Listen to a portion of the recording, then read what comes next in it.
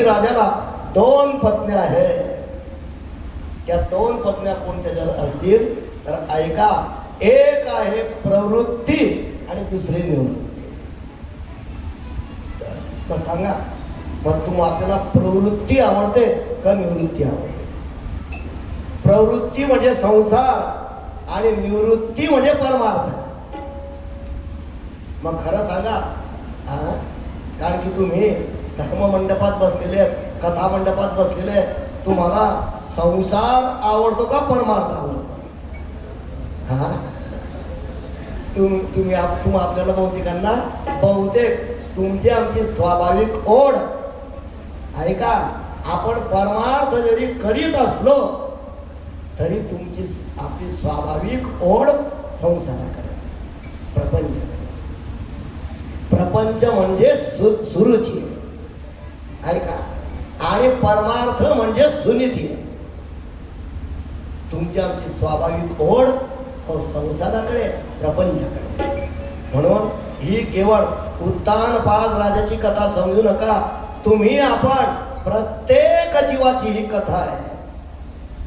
म्हणून मी सांगितलं की भागवत कथा म्हणजे आपल्या जीवनाचा आरसा आहे. आरसा, आरशामध्ये आपलं तोंड पाहिलं की जसं तोंड असेल तसं आपल्याला तोंड पाहायला मिळतं. त्याप्रमाणे आपल्या जीवनाचा आरसा आहे ही भागवताची कथा. म्हणून आपलं जीवन दर्शन करून घेणारी ही कथा आहे. याकरता आपण कथा अवश्य ऐकलीच पाहिजे. भागवताची कथा श्रवण केली, आपल्या सगळ्या दुःखाचं हरण आणि आपल्याला शेवटी मुक्ती प्रदान करणारी ही भागवताची कथा आहे. म्हणून आमचे संत महात्मे एका भागातून बोलतात, कथा दुःख हारी कथा मुक्त करी, कथा याची बरी विठोबाची, कथा याची बरी विठोबाची, कथा याची बरी विठोबाची. कथा दुःख हरी कथा मुक्त करी, कथा याची बरी विठोबाची, कथा याची बरी विठोबाची, कथा याची बरी विठोबाची. कथा दुःख हरी कथा मुक्त करी, कथा दुःख हरी कथा मुक्त करी, कथा दुःख हरी कथा मुक्त करी, कथा दुःख हरी कथा मुक्त करी, कथा दुःख हरी कथा मुक्त करी, कथा याची बरी विठोबाची, कथा याची बरी विठोबाची, कथा याची बरी विठोबाची. कथा दुःख हरी कथा मुक्त करी, कथा याची बरी विठोबाची, कथा याची बरी विठोबाची, कथा याची बरी विठोबाची. हो, कथा दुःख हारी कथा मुक्त करी, कथा याची बरी विठोबाची. ही विठ्ठल परमात्म्याची कथा, ही श्रीकृष्ण कन्हैयाची कथा, मर्यादा पुरुषोत्तम प्रभू रामचंद्राची कथा, ही महादेवाची कथा, आपलं सर्व दुःख हरण करणारी आणि आपल्याला मुक्ती प्रदान करणारी ही भागवताची कथा आहे. म्हणून कथा ऐका. आणि या प्रकारे मग उत्तानपाद राजा याला 2 पत्नी आहेत, एक सुरुची आणि एक सुनीती. सुनीतीच्या पुत्राचं नाव आहे ध्रुव, सुरुचीच्या पुत्राचं नाव आहे उत्तम.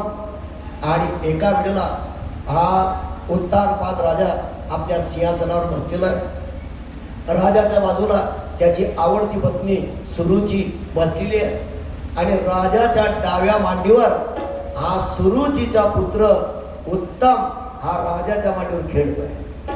आणि त्याच वेळेला हा सुनीतीचा पुत्र ध्रुव लहानसा 5 वर्षाचा बालक आहे, खेळत खेळत राजवाड्यामध्ये आलेला आहे. आणि राजवाड्यात येऊन त्या ध्रुवाने पाहिलं की राजाच्या मांडीवर उत्तम खेळतोय, तसं मी का खेळू नये, कारण की राजा जसा उत्तमाचा बाप आहे तसा माझाही बाप आहे. म्हणून राजाच्या मांडीवर मी का खेळू नये. हा ध्रुव धावत धावत गेला, सिंहासनाच्या पायऱ्या चढून गेला आणि या उत्तानपाद राजाच्या उजव्या मांडीवर हा ध्रुव जाऊन बसला. परंतु या राजाने या ध्रुवाकडे असं ढुंकून सुद्धा पाहिलं आहे का. राजा या ध्रुवाकडे पाहत सुद्धा नाही. आणि ध्रुव मोठ्या केविलवाण्या नजरेने आपल्या बापाकडे पाहतोय की महाराज आता माझ्या डोक्यावरून हात फिरवतील, माझ्याशी 2 शब्द गोड गोड बोलतील. परंतु राजा इकडे उत्तम बसलेला आहे, या उत्तमाच्या डोक्यावर हात फिरवतोय, त्या उत्तमाचे पप्पी घेतोय, मुके घेतोय आणि या ध्रुवाकडे पाहत सुद्धा नाही. ध्रुव राजाच्या उजव्या मांडीवर बसलेला आहे आणि त्या सुरुचीने पाहिजे. सुरुचीला आवडलं नाही. ती सुरुची उठली, राजाच्या समोर आलेली आहे आणि मांडीवर बसलेला जो ध्रुव आहे त्या ध्रुवाचा हात पकडला आणि राजाच्या मांडीवरून त्याला खाली ओढला आणि ढकलून दिलं आणि सांगितलं, हे ध्रुवा, तुला राजाच्या मांडीवर बसायचा अधिकार नाही. कारण की राजाची जी नावडती पत्नी सुनीती, त्या सुनीतीचा तू पुत्र आहे आणि तुला जर राजाच्या मांडीवर बसायची इच्छा असेल तर ऐक, मी तुला सांगते, वनात जाऊन त्या भगवंताची आराधना कर, तपश्चर्या कर, परमात्म्याला प्रसन्न करून घे आणि परमात्मा प्रसन्न झाल्यानंतर भगवंताकडून माझ्या उदरातून जन्म घेण्याचा वर तू मागून घे. तेव्हा कुठे राजाच्या मांडीवर तुला बसायचा अधिकार प्राप्त होईल. आणि असं म्हटलं आणि लहानशा 5 वर्षाच्या बालकाला त्या सुरुचीने ढकलून दिलेलं आहे. ध्रुवाला भयंकर दुःख झालं, मोठमोठ्याने शोक करतोय, रडतोय. ऐका, राजा किती अधीनय. लहानशा 5 वर्षाच्या बालकाचा अपमान या सुरुचीने केलेला आहे, तरी सुद्धा राजा त्या सुरुचीला एक शब्द बोलत नाही. इतका पत्नीचा अधीन आहे, इतका बायकोचा अधीन, एवढा मोठा पृथ्वीचा सम्राट राजा पत्नीच्या अधीन लहानशा बालकाचा अपमान केला तरी सुद्धा एक शब्द देखील बोलत नाही. आणि ध्रुव मात्र मोठमोठ्याने शोक करतोय, रडतोय, घोंडके देऊन रडतोय आणि रडत रडत हा ध्रुव आपल्या आईच्या महालाकडे येऊ लागलेला आहे. सुनीता मातेने लांबून पाहिलं की माझा ध्रुव का म्हणून रडतोय. धावत धावत गेली, ध्रुवाला उचललं, कडेवर घेतलं आणि ध्रुवाच्या नेत्रातून वाहणारे अश्रू आपल्या वस्त्राने पुसलेले आणि डोक्यावरून हात फिरवून विचारते, बाळा, अरे का रडतोय, का शोक करतोय, अरे तुझा काही कोणी अपमान केला की काय, अरे तुला कोणी काही टाकून शब्दामध्ये काही कोणी बोललं की काय, अरे तुझ्याकडे कोणी असं बोट दाखवलं की काय, अरे ज्याने तुझ्याकडे नुसतं केवळ असं बोट दाखवलेलं असेल त्याचं नाव आपण राजाकडे जाऊन सांगू. तुझा बाप राजा आहे, त्याला तुझा बाप राजा दंड केल्याशिवाय नाही. राजाचं नाव काढता बरोबर ध्रुव जास्त रडू लागला, मोठमोठ्याने शोक करते. सुनीता माता पुन्हा पुन्हा विचारते, बेटा अरे का रडतो, अरे तुझ्या रडण्याचं कारण तरी तुम्हाला सांग. परंतु ध्रुव एक शब्द देखील आपल्या आईला सांगायला तयार का सांगत नाही. ध्रुवाने विचार केला, कारण की सुसंस्कारित बालक आहे, संस्कार युक्त ध्रुव आहे. विचार करतोय, राजवाड्यात घडलेला प्रसंग जर मी माझ्या आईला सांगितला तर माझ्यापेक्षा आईला जास्त दुःख होईल. म्हणून ध्रुव एक शब्द देखील आपल्या आईला सांगायला तयार. आणि तेवढ्या राजवाड्यातून एक दासी धावत धावत या सुनीता मातेकडे आलेली आहे. सुनीता मातेने त्या दासीला विचारलं, अगं हा ध्रुव राजवाड्याकडून येतोय, हा का म्हणून रडतोय, का म्हणून शोक करतोय. मग राजवाड्यात घडलेला सगळा प्रसंग त्या दासीने या सुनीता मातेला सांगितला. ऐकता बरोबर सुनीता मातेच्या पायाखालची वाळू सरकली आणि एक क्षणभर स्तब्ध झाली. विचार करते की आता या ध्रुवाची समजूत आपण कशी करावी. योग्य रीतीने समजूत जर केली तर ठीक आहे, आणि योग्य रीतीने मी जर ध्रुवाची समजूत करू शकली नाही तर या ध्रुवाचं जीवन पुढे उद्ध्वस्त होऊन द्वेष मत्सराने भरेल. म्हणून ऐका, आता सुनीती माता काय सांगते ध्रुवा. सुनीता माता म्हणते, बेटा ध्रुवा, अरे तुझ्या सावत्र आईने तुला सांगितलं की वनात जाऊन तपश्चर्या कर. मी सुद्धा तुला तेच सांगणार. अरे ज्या घरात तुझा बाप तुझं तोंड पाहू इच्छित नाही त्या घरात राहून उपयोग नाही. बेटा ध्रुवा, अरे जा वनात आणि त्या भगवान परमात्म्याला प्रसन्न करून घे. आणि परमात्मा प्रसन्न झाल्यानंतर अरे अढळ पदाची, अविनाश पदाची प्राप्ती तू करून घे. अरे राजाची मांडी आज असेल तर उद्या राहीलच, सांगता येत नाही. कारण की उद्याच्या दिवशी कोरोनाची 3री लाट आली आणि 3ऱ्या लाटेत तुझ्या बापाचा नंबर लागला तर तुझ्या बापाची मांडी कशी राहणार नाही. म्हणून अरे मांडी तर विनाशी मांडी आहे. या विनाशी मांडीची अपेक्षा करण्यापेक्षा अविनाशी पदाची प्राप्ती का करून घेऊ नये. बाळा अरे जा, माझे अनेक शुभाशीर्वाद तुझ्या पाठीशी आहे. माझा परमात्मा तुला 6 महिन्यात दर्शन देईल. परमात्म्याचे दर्शन तुला होईल. म्हणून बाळा आता या घरात राहू नको, वनामध्ये तपश्चर्या करण्याकरता निघून जा.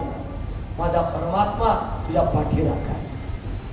असं सुनीता मातेने आपल्या बाळाला सांगितलं. ऐका, याला म्हणतात असुसंस्कृत माता. म्हणून माता असावी तर या सुनीता मातेसारखी असावी. आणि बाप असावा, ऐका, ऋषभ देवासारखा बाप असावा. त्या ऋषभ देवाची कथा आपल्याला पुढे ऐकायला मिळणार. ऐका, बाप असावा ऋषभ देवासारखा आणि आई असावी या सुनीता मातेसारखी. एक सुसंस्कृत आई.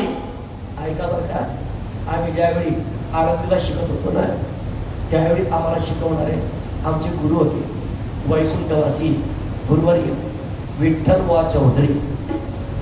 कदाचित तुम्ही नाव ऐकलेलं असेल. आमच्या वारकरी शिक्षण संस्थेचे अध्यक्ष, जे आम्हाला ज्ञानेश्वरी शिकवत होते, आम्हाला पंचदशी शिकवत होते. आपल्या अमळनेर तालुक्यामध्येच अमळनेर तालुक्यातील राहणारे होते. आमच्या विठ्ठलबुवाचे गाव आपल्या अमळनेर तालुक्यामध्ये गांधी बिलोदा. ऐकू नये का? गांधी बिलोदा दैवत फाट्याच्या समोर गांधी बिलोद्याचे राहणारे आमचे मोठे बाबा, आमच्या वारकरी शिक्षण संस्थेचे अध्यक्ष, आमचे शिक्षक आम्हाला शिकवणारे. मग वैकुंठवासी गुरुदेव विठ्ठल बाबा नेहमी सांगत असत की 100 शिक्षक जे करू शकत नाही ते एक सुसंस्कृत माता करू शकते. 100 शिक्षक एका बाजूला आणि एक सुसंस्कृत माता एका बाजूला. ऐका, मग याकरता सुसंस्कृत माता. परवाच्या दिवशी आदरणीय थोरले दादा आणि माझी चर्चा झाली. मग चर्चा करीत असताना दादांना मी एक सहज श्लोक सांगून टाकला. म्हटलं दादा ऐका, एक श्लोक आहे. कारण की हा पोरले परिवार अत्यंत दातृत्ववान परिवार आहे, दानशूर परिवार आहे. ऐका, आणि सगळ्यांना बरोबर घेऊन चालणारे आपले दादा आहे. ऐका, किती लोकांना बरोबर घेऊन चालत आहे. आणि बरोबर घेऊन चालत असताना ऐका, एक विशेष दादाच्या जीवनामध्ये मला दिसून आलेलं आहे. त्यांनी कधी कोणाच्या जातीचा विचार केला नाही, कधी समाजाचा विचार केला नाही, कधी इतर कोणाचा विचार केला नाही. सगळ्यांना बरोबर घेऊन चालणं हे दादाचं फार मोठे जीव. माझं सहज बोलत असताना मग त्या आदरणीय दादा आणि नारायण दादा यांच्यावर जे संस्कार झालेले आहेत, ऐका, ते संस्कार वैकुंठवासी पंडित बोरोले आणि त्यांची माता असणारी काय नाव होतं? आजीचं नाव काय? दादांच्या आईचं नाव नाही माहितीये? हा, शांताबाई, जयवंताबाई, हा, जयवंताबाई, शेवंताबाई, वै जयवंताबाई, हा, असं का? जयवंता, हा, वैकुंठवासी जयवंताबाई बोरले आणि वैकुंठवासी पंडित बोरले यांचे संस्कार आणि म्हणूनच या वाड वडिलांची कृपा, या सगळ्या पूर्वजांचा आशीर्वाद, आदरणीय दादा आणि त्यांचे बंधू असणारे श्री नारायण दादा बोरोले यांच्यावर सगळ्या पितरांचा आशीर्वाद आणि म्हणूनच हे सगळं सुखी संपन्न. ऐका, मग दादांना मी सहज एक श्लोक सांगितला त्या दिवशी. सुशीलो मातृपुण्येन पितृपुण्येन चतुरता वंश पुण्येन दातृत्वम आणि आत्मपुण्येन सभाग्यता. सुंदर श्लोक आहे. या श्लोकाचा अर्थ असा आहे, सुशीलो मातृपुण्येन, आईची पुण्याई असेल तर ऐका, आईच्या पुण्याईने सुशील पुत्र कुलामध्ये जन्माला आहे. सुशीलो मातृपुण्य आणि पितृपुण्येन चतुरता आणि पापाची पुण्याई असेल तर पापाच्या पुण्याईने विद्वान, चतुर, बुद्धिमान, पंडित मुलगा जन्माला आहे. पापाची पुण्याई असेल आणि वंश पुण्येन दातृत्व आणि पूर्वजांची पुण्याई असेल तर पूर्वजांच्या पुण्याईने दातृत्ववान, दान करणारा, दानशूर मुलगा, बलिराजासारखा मुलगा हा कुळामध्ये जन्माला आहे. म्हणून तर ते बलिराजाच्या मातेला धन्यता वाटू लागली. बलिराजाची माता काय म्हणते? भली हुई गई, भली हुई सती नहीं गई विरोचन के साथ, भली हुई सती नहीं गई विरोचन के साथ, मैंने ऐसे पुत्र को जन्म दिया कि प्रभु पसारे हा. अशा पुत्राला मी जन्म दिला. हे सगळं पूर्वजांच्या पुण्याईचं फळ आहे. लक्षात ठेवा. वंशाची पूर्वजांची पुण्य असेल तर दातृत्ववान, शूरवीर, दान करणारा पुत्र कुळामध्ये जन्माला आहे आणि स्वतःची पुण्याई असेल तर भाग्यवान पुत्र कुळामध्ये जन्माला आहे. भाग्यवान पुत्र जन्माला आहे का? बरं का? आता तुमची ऐकण्याची जिज्ञासा पाहून खरं सांगा, तुम्ही एवढे मन एकाग्रून कथा ऐकताय की मला तुमच्या समोर खूप बोला असं वाटतं. बोलू, सांगू, आणखी 4 तास लागतील, काय हरकत नाही ना? कारण की तुमची जिज्ञासा पाहून मला खूप सांगा असं वाटतं. सुंदर असा श्लोक आहे. आता ऐका, या श्लोकाचा उलटा एक श्लोक आहे. सुशीलो मातृपुण्येन पितृपुण्येन चतुरता वंश पुण्येन दातृत्वम आणि आत्मपुण्येन सभा. बरं का महाराज, या श्लोकाचा एक उलटा श्लोक. दुःशिलो मातृदोषेन पितृदोषेन कार्पण्यता आणि वंश दोषेन कार्पण्यता आणि आत्मदोषात दरिद्रता. या श्लोकाचा उलटा श्लोक.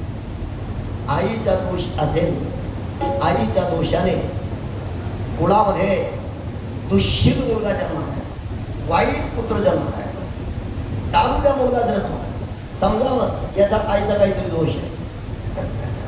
ऐका बरं का, त्याचा आईचा काहीतरी दोष आहे. दुःशिलो मातृदोषेन आणि पितृदोषेण मूर्खता. बापाचा दोष असेल, पागल मूर्ख मुलगा कुळामध्ये जन्माला आहे.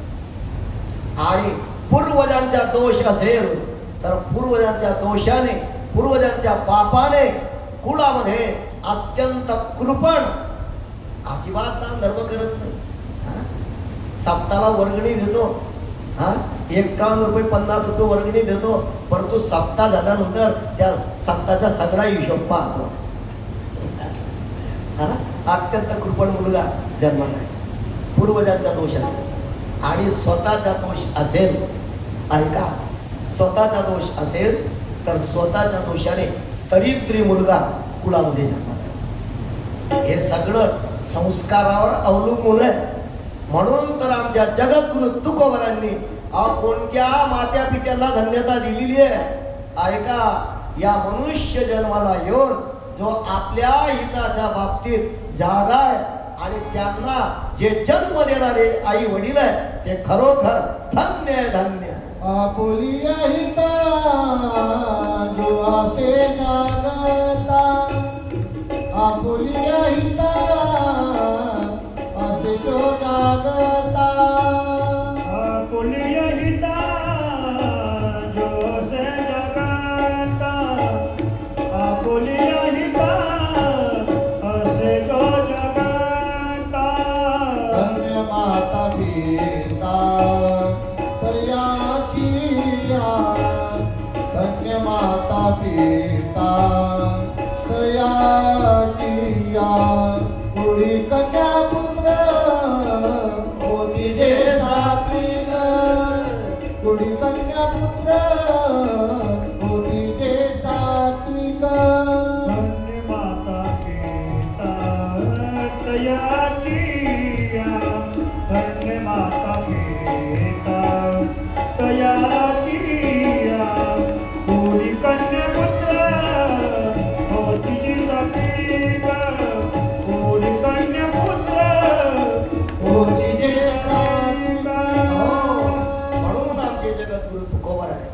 अशा सात्विक कन्या पुत्रांना जन्म देणारे जे आई वडील आहेत त्यांना धन्यता देतात. धन्य माता पिता तयाची. मग सुनीता माता आपल्या लहानशा 5 वर्षाच्या बालकाला ध्रुवाला सांगते, हे ध्रुवा, तपसा आराध्य पुरुषम तसे वानुग्रहेण चमे. बेटा, अरे जा, तपसा आराध्येन, त्या भगवंताची आराधना करण्याकरता तू वनात. आणि असं या सुनीता मातेने आपल्या ध्रुवाला असं सांगितलेलं आहे. ध्रुवाने आपल्या आईला नमस्कार केला, वंदन केलं आणि आईच्या आज्ञेने लहानसा 5 वर्षाचा ध्रुव बालक वनामध्ये तपश्चर्या करण्याकरता जाऊ लागला. घनदाट अरण्य आहे, एवढं घनदाट अरण्य आहे की दिवसा सुद्धा सूर्याचे किरण भूमीवर जमिनीवर पडत नव्हते. एवढं घनदाट अरण्य. हिंस्र पशुचे विचित्र प्रकारचे आवाज ऐकू येत आहे. घनदाट अंधार आहे. परंतु आज लहानसा 5 वर्षाचा बालक ध्रुव अजिबात घाबरत नाही. कारण की आईच्या वाक्यावर विश्वास आहे. आईने सांगितलं, बेटा घाबरू नको, माझा परमात्मा तुझ्या पाठीराखा आहे. आणि परमात्मा ज्याच्या पाठीराखा आहे तो त्रैलोक्यात त्याला कोणापासूनही भीती वाटत नाही. निर्भय असतं, निर्भय. आणि खरं सांगू, आपल्या गीतेच्या भाषेत सांगायचं म्हणजे भगवत भक्ताचं पहिलं लक्षण आहे का? भगवत भक्ताचं पहिलं लक्षण जर कोणतं असेल, अभयम, अभयम सत्व संशुद्धीर ज्ञान योग व्यवस्थिती दानम नमश्य यज्ञश्च स्वाध्यायस्तप आर्जवम हरी तैसे हरीचे दास नाही तया चिंता भयमोह आस हो नि राहती उदास बळकटकास भक्तीची. म्हणून तुकोबरांसारखे महात्मे छातीला हात लावून सांगतात, हरीच्या दासा काही,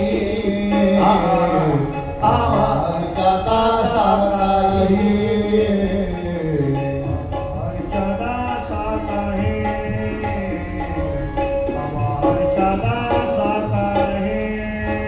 भय नाही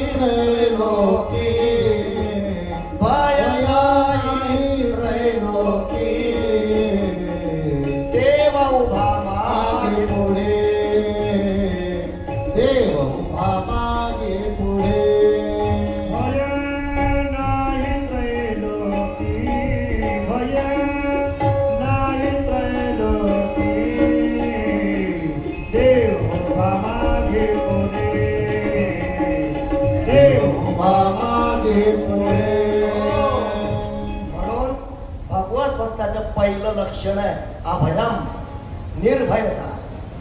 आम्हा हरीच्या दासा काही भय नाही त्रैलोकी, देव उभा मागे पुढे उगवी कोडे संकट. म्हणून हा ध्रुव देखील अजिबात घाबरत नाही.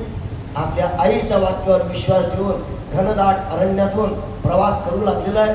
अरण्यातून जातोय आणि त्याच अरण्यातून समोरच्या रस्त्याने नारद महर्षी येऊ लागले. नारदाने या 5 वर्षाच्या ध्रुवाला पाहिलं. नारद महर्षी मनातल्या मनात विचार करतायत, अरे हा लहानसा बालक कोण आहे हा? आणि एकटा वनामध्ये कसा येऊ लागलेला आहे. याला आपल्या आई वडिलांचा विसर तर पडलेला दिसत नाही ना, किंवा आई वडिलांना हा तर विसरलेला नसेल ना. कोण आहे हा लहानसा पोरगा. नारद महर्षी धावत गेले आणि नारद महर्षी या ध्रुवाच्या समोर येऊन उभे राहिले. ध्रुवाने पाहिलं कोणीतरी साधू महात्मा दिसतंय.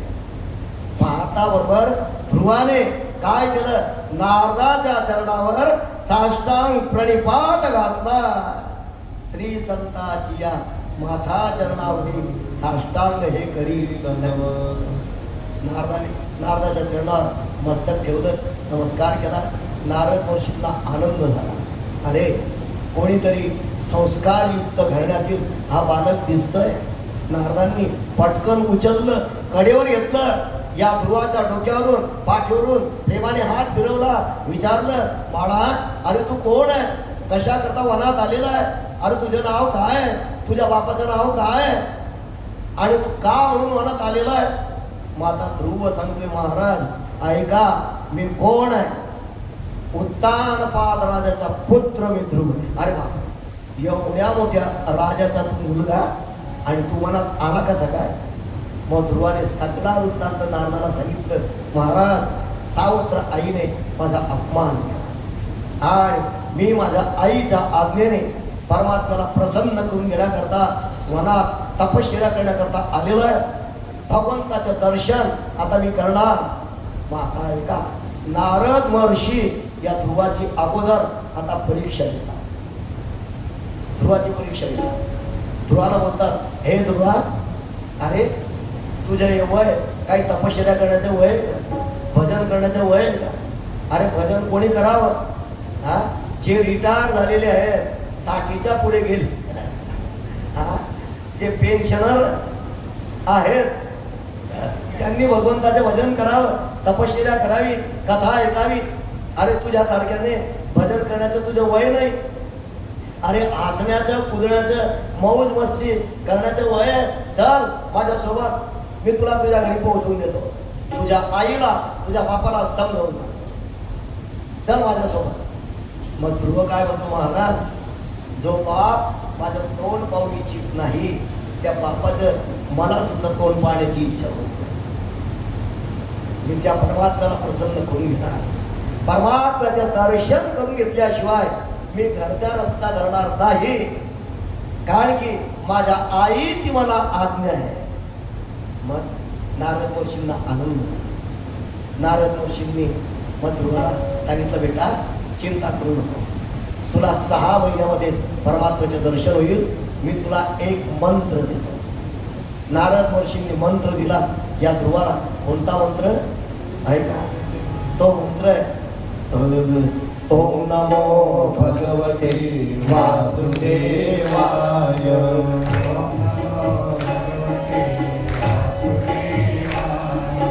ओम नमो भगवते वासुदेवाय.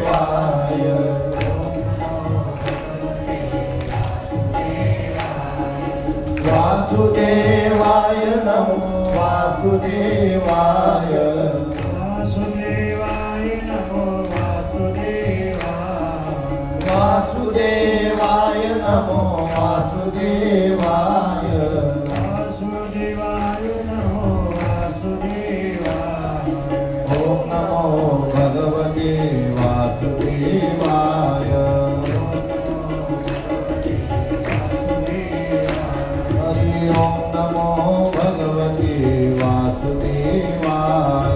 ओम नमो भगवते वासुदेवाय नमो वासुदेवाय. वासुदेवाय नमो भगवते वासुदेवाय. नारद महर्षींनी या ध्रुवाला भागवताचा महामंत्र ऐका बरं का. म्हणून सदा सर्व काळ रात्रंदिवस उठताना बसताना झोपताना खाताना पिताना कोणाशी भांडण करताना हा कोणाशी जर भांडण होऊ लागलं काय म्हणावं, ओम नमो भगवते. ऐका, हरी बोला भांडता, हरी बोला कांडता, उठता बैसता हरी बोला. सदा सर्व का ओम नमो भगवते वासुदेवाय या मंत्राचा जप करा. आणि त्यातल्या त्यात या अधिक मासामध्ये ऐका बरं का, पद्मपुराणामध्ये सांगितलेलं आहे, इतर वेळी ओम नमो भगवते वासुदेवाय या मंत्राचा जप जर आपण केला तर जे पुण्य प्राप्त होतं, मग या अधिक मासामध्ये जर आपण या ओम नमो भगवते वासुदेवाय या मंत्राचा जप केला तर कित्येक पटीने, हजारो पटीने, अनंत पटीने अपुण्य या मंत्राच्या द्वारे या अधिक मासामध्ये आपल्याला प्राप्त होतं.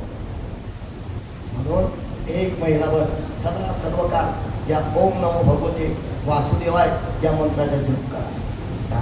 आता निघून गेले 7-8 दिवस अधिक मासाचे. आता बाकी 20-22 दिवस राहिलेले. आता या 20-22 दिवसामध्ये खूप नाम जप करा. ओम नमो भगवते वासुदेव खूप नाम जप करा. हातामध्ये माळाच पाहिजे असं नाही, मुखाने ओम नमो भगवते वासुदेवाय, ओम नमो भगवते वासुदेवाय, ओम नमो भगवते वासुदेवाय, ओम नमो भगवते वासुदेवाय असा जप करा. जितका तुम्ही अधिक मासामध्ये जप करणार तितकं अधिक फळ तुम्हाला प्राप्त झाल्याशिवाय अनंत पटीने आणि जे पुण्य प्राप्त होईल. ऐका बरं का, पद्मपुराणामध्ये सांगितलेलं आहे, या अधिक मासाच्या महिमामध्ये सांगितलेलं आहे. ऐका, जे पुण्य तुम्हाला प्राप्त होईल या अधिक मासात ते अक्षय म्हणजे कधी क्षय न पावणारं पुण्य या ओम नमो भगवते वासुदेवाय या मंत्राने तुम्हाला प्राप्त झाल्याशिवाय राहणार नाही. म्हणून सगळ्यांनी जितकं नामस्मरण करता येईल या अधिक मासात जितकं नाम चिंतन करा आणि तितकं फल पुण्य प्राप्त करून घ्या. ही संधी आहे आपल्याला. बरं झालं आपल्यावर भगवंताची कृपा आहे. कशी काय, कोरोनामध्ये आपला नंबर लागला नाही. आणि कोरोनामध्ये जर नंबर लागला असता आपला तर आज आपल्याला भागवत कथा ऐकायला मिळाली नसते. हा सत्संगाचा आनंद आज आपल्याला प्राप्त झाला नसता. ही आपल्याला भगवंताची अपार कृपा आहे. मग त्या परमात्म्याची कृपा असल्यामुळे भगवंताच्या उपकारातून उत्तीर्ण होण्याकरता ज्या परमात्म्याने तू आपल्याला आजपर्यंत जिवंत ठेवलेलं आहे त्या परमात्म्याचं भजन करणं हे आपलं प्रत्येकाचं कर्तव्य आहे. जेणे हा जीव दिला नार तयाचे करीन चिंतन, जगत जीवन नारायण गायीन गुण तयाचे. म्हणून खूप नामस्मरण करा. नाम चिंतना व्यतिरिक्त इतर दुसरं काही करू नका आणि कोणी काही सांगितलं ते ऐकूही नका. फक्त नाम चिंतन करा. नाम हे आपल्या जीवनातील एकमेव सर्वस्व सार, जीवनाचं सार आहे, जीवनाचं सार. आणि अशा रीतीने पण नारद महर्षींनी या ध्रुवाला ओम नमो भगवते वासुदेवाय हा मंत्र प्रदान केलेला आहे आणि सांगितलं, बेटा इथून जवळच यमुनेच्या तीरावर एक मधुवन आहे, त्या मधुवनामध्ये जाऊन तू तपश्चर्या कर, म्हणजे तुला 6 महिन्यात परमात्म्याचं दर्शन होईल. आणि म्हणून तत्तात गच्छ भद्रंते यमुनायास्तटं शुचिः पुण्य मधुवनम यत्र सान्निध्यम नित्यदा हरे हे. नित्य ज्या यमुनेच्या तीरावर भगवान परमात्म्याचं सान्निध्य आहे, भगवंताच्या चरणस्पर्शाने यमुनेचं वाळवंट पावन झालेलं आहे आणि त्या मधुवनामध्ये जाऊन तू भगवंताची आराधना करावी. नारद महर्षींनी या ध्रुवाचा उद्धार करून टाकला. ऐका, आणि ध्रुवाने नारदाचे दर्शन घेतलं आणि आता मधुवनाकडे यमुनेच्या तीरावर जाण्याकरता निघालेला आहे. आणि आता नारद महर्षी ऐका, या उत्तानपाद राजाच्या नगराकडे येण्याकरता निघाले. नारदाने विचार केला की आपण या ध्रुवाचा उद्धार तर केला, परंतु याच्या पापाचाही उद्धार केला पाहिजे ना. नाहीतर याचा बाप उत्तानपाद राजा हा जर बायकोच्या आधीन राही ना, तुका म्हणे नरका घाली, शेवटी याला नरकाची प्राप्ती होईल राजाला. आणि लोक मला नाव ठेवतील, लोक म्हणतील नारदाने फक्त मुलाचा उद्धार केला, बापाचा उद्धार कुठे केला. म्हणून याच्या बापाचा देखील उद्धार आपण केला नाही. मग नारद महर्षीची स्वारी निघाली, थेट उत्तानपाद राजाच्या नगरात येऊन पोहोचली. उत्तानपाद राजाच्या भवनात नारद महर्षी येऊन पोहोचलेले आहेत. मग ऐका, त्या राजाने म्हणजे ध्रुवाच्या बापाने नारदाचं स्वागत केलं, बसण्याकरता आसन दिलं, पाद्यपूजा वगैरे केलेली आहे. मग आता ऐका, उत्तानपाद राजाला मात्र पश्चाताप होऊ लागला आणि नारदाला नमस्कार करून विनंती करतोय, अहो नारद महर्षी, मी केवढा पापी आहे, मी केवढा मोठा अपराध केला, मी केवढा अन्याय केला. लहानसा 5 वर्षाचा बालक, मी त्याचा अपमान केलेला आहे. आणि माझा लहानसा 5 वर्षाचा ध्रुव बालक केवढा स्वाभिमानी की घर सोडून तो तपश्चर्या करण्याकरता कुठेतरी निघून गेला. कुठे गेला असेल? महाराज, तुम्ही 3 लोकांमध्ये गमन करता, माझा मुलगा तुम्हाला कुठे दिसला का? तुम्हाला जर कुठे दिसला असेल सांगा मला, मी मोठ्या आदराने प्रेमाने माझ्या मुलाला घरी घेऊन येतो. माझा मुलगा केवढा स्वाभिमानी, घरदार सगळं काही सोडू शकतो, आणि मी केवढा मोठा पापी. माझा 5 वर्षाचा बालक सर्वस्वाचा त्याग करू शकतो, आणि मी 55 वर्षाचा डस्टबिन झालो. किती वर्षाचा डस्टबिन माहिती ना? कोणाला म्हणतात डस्टबिन? जे घरामध्ये संसारामध्ये काही उपयोगाचे राहिलेलं नसतात. कारण की लग्न संबंधाच्या वेळी त्या नवरीकडचे लोक विचारतात, तुमच्या घरामध्ये डस्टबिन किती आहे? समजलं का तुम्हाला? हा, नाही समजलं, जाऊ द्या, नसेल समजलं. घरामध्ये नवरीकडचे लोक विचारतात बरं का, नवरीकडच्या लोकांना, अहो तुमच्या घरात डस्टबिन किती आहे? डस्टबिन. गंमत आहे का? विचित्रपण आहे, खूप विचित्रपण. जाऊ द्या. मग तो उत्तानपाद राजा म्हणतोय, माझा 5 वर्षाचा ध्रुव बालक सगळं काही सोडू शकतो, आणि मी 55 वर्षाचा डब्बा होऊन गेलो, तरी सुद्धा एका बायकोचा त्याग मी करू शकत नाही. धिक्कार आहे महाराज माझ्या जीवनाला, माझा उद्धार. मग त्यावेळी नारद महर्षी म्हणतात, राजा ऐक, अरे तुझा मुलगा माझ्या आत्मे वाचून राहणार कुठे? आजपासून 6व्या महिन्यात त्याला परमात्म्याचे दर्शन होणार आहे, आणि ओम नमो भगवते वासुदेवाय या महामंत्राचा तू जप करणार आहे. राजा, तुला वाटत असेल तुझा मुलगा घरी लवकर परत यावा, तर ध्रुव जसा तिकडे ओम नमो भगवते वासुदेवाय या मंत्राचा जप करतोय, त्याप्रमाणे तू देखील घरामध्ये राहून ओम नमो भगवते वासुदेवाय या मंत्राचा जप कर. म्हणजे तुझ्या मुलाला परमात्मा लवकर दर्शन देईल, आणि तुझा पुत्र लवकर घरी पडेल. म्हणून ओम नमो भगवते वासुदेवाय या मंत्राचा तू जप कर. नारद महर्षींनी बापाला सुद्धा मंत्र देऊन मुलाचा उद्धार केला, बापाचा उद्धार केला. नारद महर्षी निघून गेले. इकडे ध्रुव मधुवनामध्ये आलेला आहे, आणि पवित्र अशा यमुनेच्या जलात स्नान संध्या आटोपली, आणि त्या यमुनेच्या तीरावर एका कदंबाच्या वृक्षाखाली या ध्रुवाने पद्मासन घातलं, आणि डोळे मिटून आपलं मन एकाग्र केलेलं आहे, सर्व इंद्रियांचा निग्रह केलेला आहे, आणि मन एकाग्र करून ओम नमो भगवते वासुदेवाय, ओम नमो भगवते वासुदेवाय या महामंत्राचा जप करू लागला. एकाच आसनावर 3-3 दिवस हा ध्रुव बसू लागला. ध्रुवाला ज्यावेळी भूक लागत होती त्यावेळी वनात जाऊन कवठ आणि बोरं खाऊ लागला. ज्यावेळी तहान लागत होती त्यावेळी यमुनेवर जाऊन जलपान हा करू लागलेला आहे, आणि 3-3 दिवस एकाच आसनावर बसून ओम नमो भगवते वासुदेवाय वासुदेवाय या मंत्राचा जप करू लागले. 1 महिना झाला. दुसऱ्या महिन्याला प्रारंभ झाला. मग ध्रुवाने विचार केला की आता आपल्याला कवठ खायचे नाही, फक्त बोरं सेवन करायचे आणि यमुनेचे जलपान करायचे आणि ओम नमो भगवते वासुदेवाय या मंत्राचा मी जप करणार. मग दुसऱ्या महिन्यात या ध्रुवाने आणखी आपल्या इंद्रियांचा संयम वाढवला आणि 5-5, 7-7 दिवस एकाच आसनावर बसून ओम नमो भगवते वासुदेवाय या मंत्राचा जप करतो. आणि भूक लागल्यानंतर फक्त पोरं खाऊ लागला आणि यमुनेचे जलपान केले. असा दुसरा महिना संपला. तिसऱ्या महिन्याला सुरुवात. मग ध्रुवाने विचार केला की आता आपल्याला या तिसऱ्या महिन्यात पोरं सुद्धा खायची नाही, झाडाची फक्त वाढलेली पानं आपल्याला खायची आहे, हिरवं पानं सुद्धा खायची नाही. कारण की हिरव्या पानांवर सूक्ष्म जीवजंतू असतात आणि ते जीवजंतू जर माझ्या पोटात गेले तर मला हिंसेचे पाप लागेल.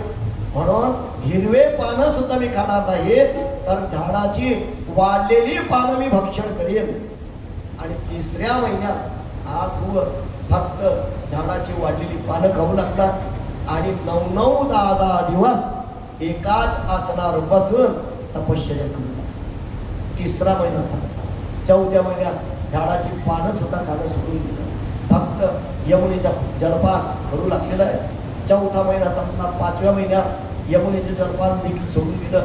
5वा महिना संपला आणि 6व्या महिन्यात या ध्रुवाने काय केलं, प्राणवायूचं आकर्षण केलं आणि सगळा प्राणवायू आपल्या हृदयामध्ये कोंडून ठेवला.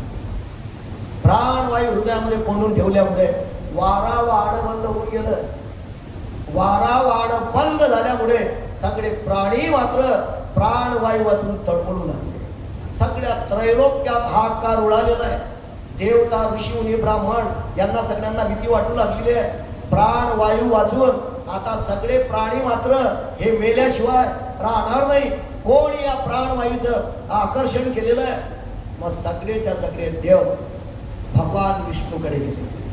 भगवान विष्णूची प्रार्थना केली आणि भगवंताला प्रार्थना करताय, प्रभू आपला कोण भक्त आहे की त्या भक्ताने या प्राणवायूचं आकर्षण करून टाकलेलं आहे. त्यामुळे त्रैलोक्यातील प्राणी मात्र कासावीस होऊ लागलेले प्राणवायू वाचून. म्हणून आपण त्या भक्ताला लवकर दर्शन घ्या आणि प्राणवायू मुक्त करा. भगवान श्री परमात्मा या देवतांना बोलतायत, हे देवांनो चिंता करू नका, त्या भक्ताला दर्शन देण्याकरता नाही, आता त्या भक्ताचं दर्शन करण्याकरता मी निघालो. काय तुमच्या भक्तीमध्ये ताकदच आहे. भगवान म्हणतात त्या भक्ताचं दर्शन घेण्याकरता मी निघालो. आणि भगवान श्री परमात्मा या ध्रुवाच्या समोर चतुर्भुज रूपाने प्रगट. ध्रुवाने डोळे मिटलेले. ध्रुव हृदयामध्ये या चतुर्भुज भगवान श्री परमात्म्याचं दर्शन घेतोय. डोळे मिटलेले आहेत.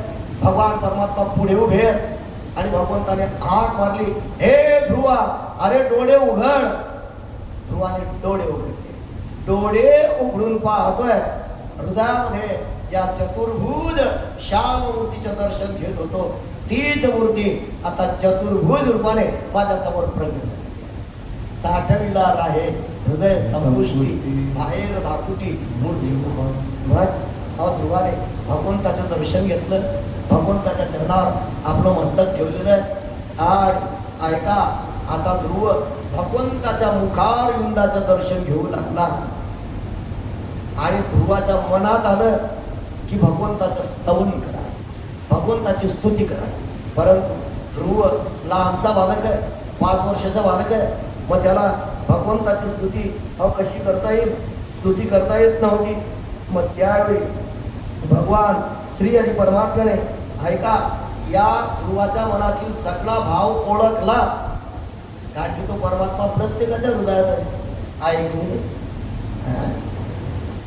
तुमच्या हृदयात आहे की नाही परमात्मा? ज्याच्या हृदयात परमात्मा नसेल त्याने बोटवरती करा. प्रत्येकाच्या हृदयात परमात्मा. ईश्वर सर्वभूतानां हृदयेश्वर तिष्ठती, प्रावयन सर्वभूतानी यंत्रारूढानी मायया. एरवी सर्वांच्या हृदय देशी मी अमुक आहे ऐशी, जे बुद्धीस पुरे अहर्निशी ते वस्तू गामी, तैसा हृदयामध्ये मी रामू असता सर्व सुखाचा आराम. परमात्मा प्रत्येकाच्या हृदयात आहे. सर्व घटी राम देहादेव, सर्व घटी राम देहादेव. मी महावैष्णव ज्ञानोबर आहे. सुंदर अशा प्रकारे हरिपाठामध्ये सांगतात, सर्वा घटी राम. प्रत्येक घटाघटामध्ये प्रत्येकाच्या हृदयामध्ये प्रभू रामचंद्र विराजमान.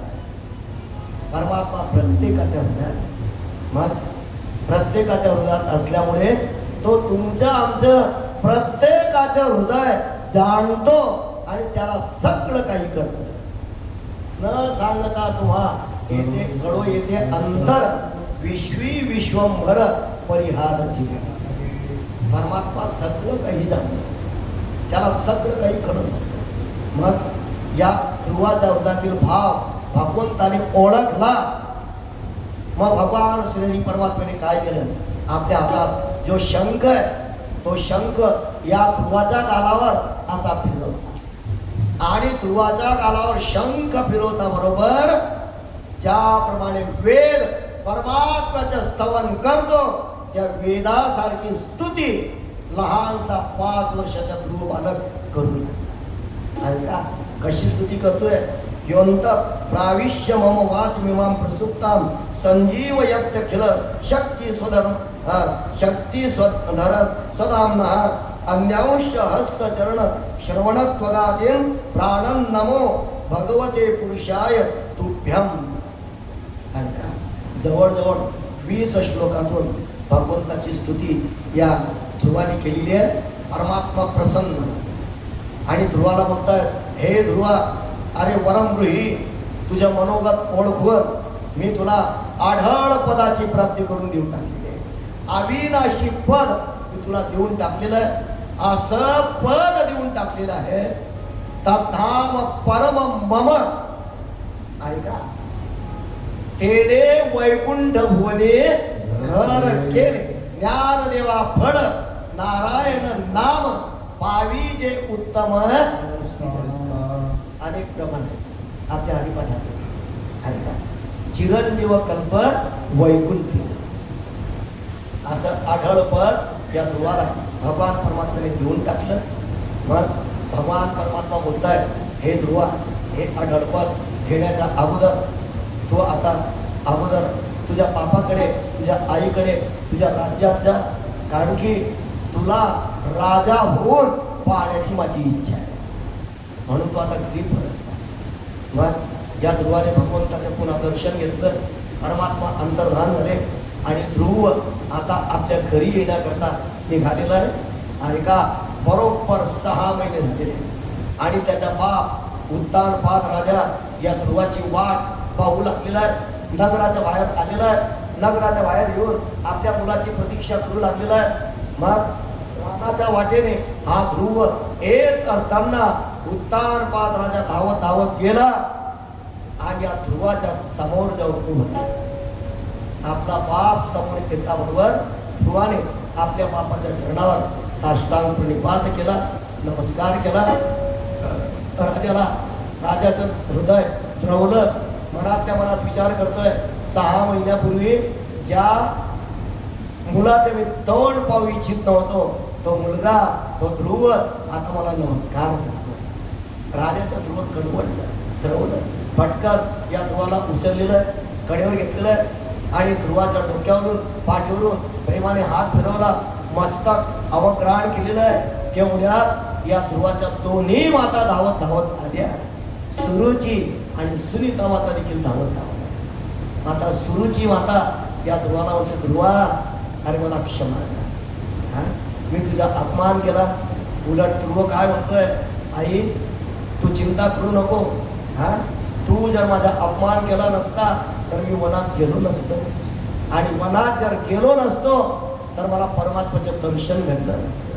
तुझ्यामुळे मला परमात्म्याचे दर्शन घडलेलं आहे, तुझे उपकार झालेले आहे.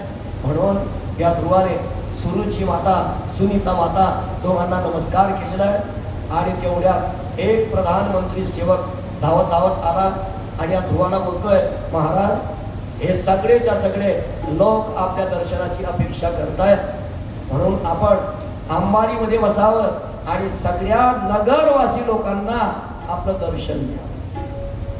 मग ध्रुव म्हणतोय प्रधानाला, प्रधानजी मी एकटा अंबारीत बसणार नाही, माझ्या भावाला अगोदर बसवा, उत्तमाला बसवा. हा, या ध्रुवाच्या आपल्या सावत्र भावावर किती प्रेम आहे. माझ्या भावाला बसवा, मग मी नंतर मी बसणार. मग दोन्ही भावांना अंबारीमध्ये बसवलेलं आणि वाजत गाजत नगरामधून मिरवणूक निघाली. स्त्रिया मंगल गीत गायन करू लागलेल्या आहेत. या ध्रुवाच्या मस्तकात अक्षता दुर्वा टाकू लागलेल्या आहेत. सुंदर अशा प्रकारे गीत गायन करतायत आणि सगळ्या लोकांना या ध्रुवाचं दर्शन होऊ लागलं. सगळ्या प्रजावासी लोकांना आनंद झालेला आहे. राजाला राणी दोन्ही राण्या यांना देखील आधी आनंद झाला आणि आता दोन्ही पुत्र हळूहळू वाढू लागलेले आहेत. ऐका, ध्रुव मोठा झाला, उत्तम देखील मोठा झाला आणि या उत्तानपाद राजाने विचार केला की आपला ज्येष्ठ पुत्र म्हणजे ध्रुव हा राज्य कारभार पाहण्याकरता योग्य झाला, लायक झाला, याला राजा बनवायला काही हरकत नाही. म्हणून उत्तानपाद राजाने या ध्रुवाला राजगादीवर बसवलं, राज्याभिषेक केला, राजतिलक केलेला आहे.